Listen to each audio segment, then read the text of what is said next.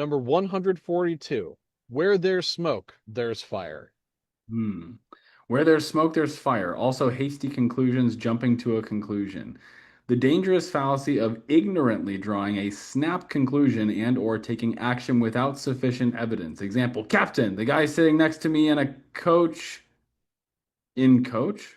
What? Oh, I see. Captain, the guy sitting next to me in coach has dark skin and is reading a book in some kind of funny language, all full of accent marks, weird squiggles above the ends, and upside down question marks. It must be Arabic. Get him off the plane before he blows us all to kingdom come. A variety of the just in case fallacy. The opposite of this fallacy is the paralysis of analysis. Where there's smoke, there's fire. Oh man, dude. I feel like this is just an excuse to be racist.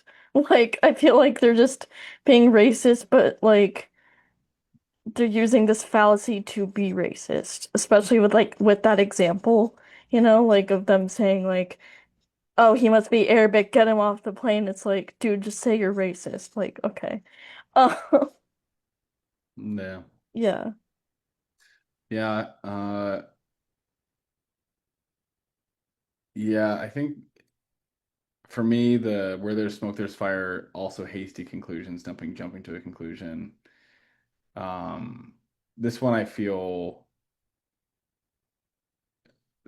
I have experienced this one towards me quite a bit.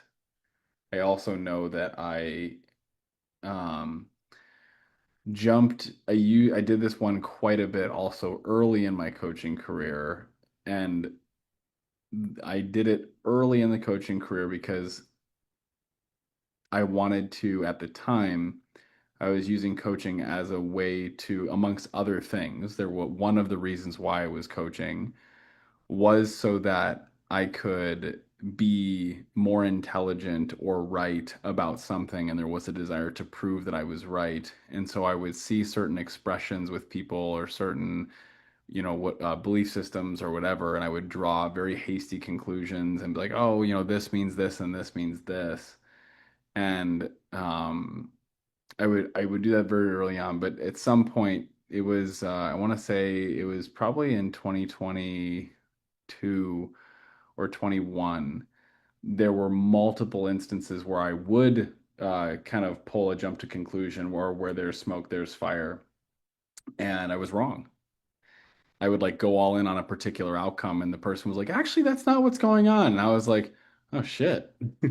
And I cared more about getting the results with people than I did of being right. And so after a while, I started to pull back and really I changed my coaching style from being very direct and very penetrating and very intense to being much more curious and laid back and listening and asking questions. So I definitely did this one for a while, and I also know that in a previous relationship that I was in, this was a really big one that was very hurtful. This was one where very often my own actions, I would do something, and very often the meaning that was given behind my actions was that I was weak, that I was incapable, that I was, all these things that were ultimately incredibly hurtful. And so I'm very familiar with this one coming towards me in my own life. And yeah, it can be a really, especially for myself, like I've also all noticed as well, like something in particular that really hurts, that I have felt really hurt by, uniquely so. I'm not one of those who uh, is totally able to ignore the conclusions that other people's draw about their being.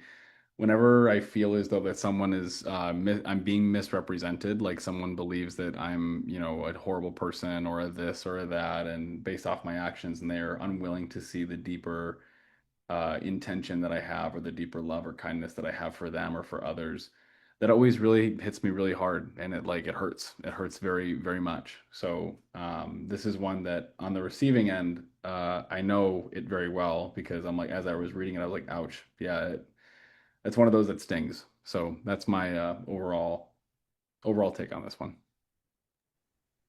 Interesting. Yeah. Um, yeah, hasty conclusion, jumping to a conclusion.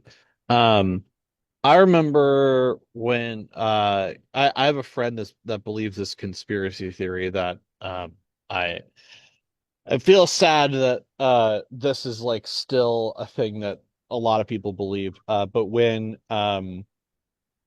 President Trump was the first like big assassination attempt with like his ear and everything, um that there is a lot of people that are on the left that believe that was all a big hoax and that it was fake. And that's a big conspiracy theory. And uh just because it's like because they believe he lies all the time, he must also lie about this. And I don't know. I can't imagine that guy agreeing to anybody shooting at him. Um, it's yeah. So I don't know. And it's like if you ever want to be taken seriously, you can't fall for stuff like that. So um, I don't know. Yeah, that's the first thing that comes to my mind where it's just like a hasty conclusion and they wouldn't change their mind based on any evidence to the contrary. They're just like, no, I'm believing this no matter what. It's like, jeez. Um, yeah, that's the example that comes to my mind. Anything? I feel like all of us have spoken on this one. Any other things to share? I think we're good. All right. Next one.